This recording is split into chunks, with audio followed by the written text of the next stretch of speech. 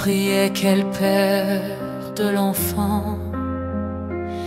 Chaque nuit, chaque fois qu'il rentrait, ivre et violent, il la bousculait, voulait qu'elle tombe.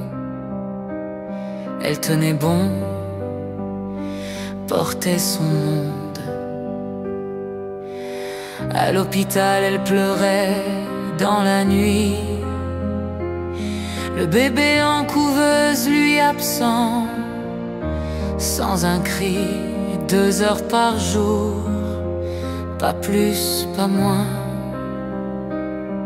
Elle affrontait seule ce chagrin.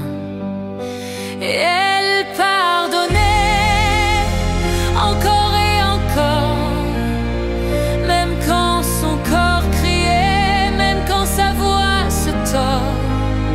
Elle effaçait ses fautes, elle taisait ses torts. Pour son enfant, elle restait un décor. Il voulait des biberons, mais jamais les donnait. Il la chassait de la chambre pour ne pas s'en occuper, pendant qu'une fièvre brûlait son corps.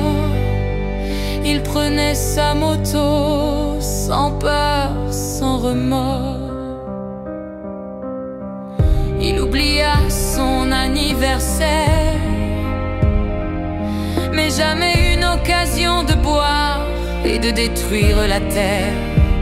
Il lançait des verres, il cassait les murs, il la bousculait, laissait des blessures. Et elle pardonnait encore et encore, même quand ses côtes hurlaient, même quand elle avait tort. Elle cachait ses bleus, gardait le silence pour son enfant. Elle serrait l'absence. Un soir, il la laissa seule sur le bas-côté.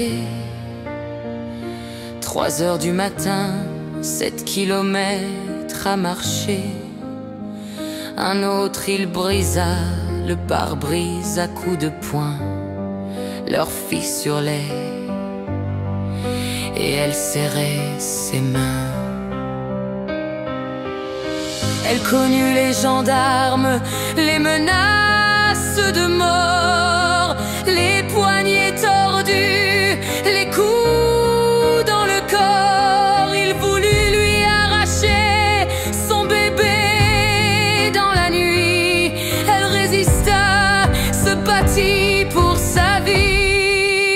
Elle pardonnait encore et encore, même quand il l'humiliait, même quand il criait plus fort. Elle se relevait, portait les décombres pour que son fils ait une mère debout dans l'ombre. Alors, si tu écoutes cette voix, si tu ressens chaque larme, chaque émoi, cette femme brisée, cette mère en combat, cette femme, cette mère, c'était moi.